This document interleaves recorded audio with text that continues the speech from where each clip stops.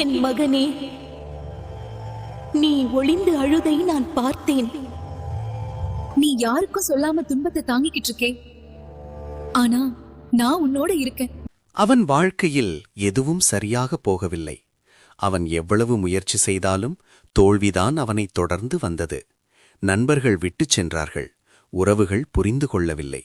தனிமைதான் அவன் தோழனாகிவிட்டது. ஒரு நாள் கூட அமைதியாக தூங்க முடியவில்லை.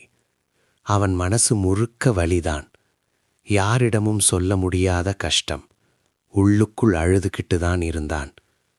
என்ன தவறு பண்ணேன் என்று அவன் தினமும் தன்னை கேட்டுக்கொண்டே இருந்தான். ஒரு இரவு மழையில் நின்றுகிட்டு அவன் வானத்தை பார்த்தான். கண்ணீர் கலந்த குரலில் கேட்டான், என்னையே இப்படி சோதிக்கிறான்.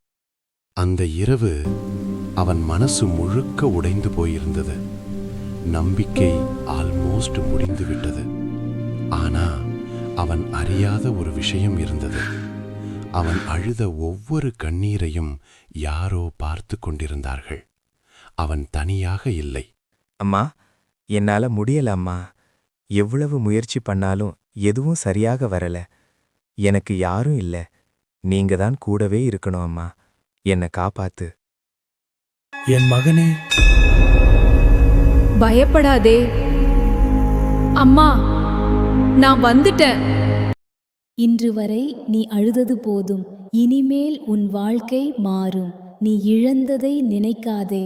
நான் தரப்போகிறதை பார்க்க தயாராகு. உன் நேரம் வந்துட்டது.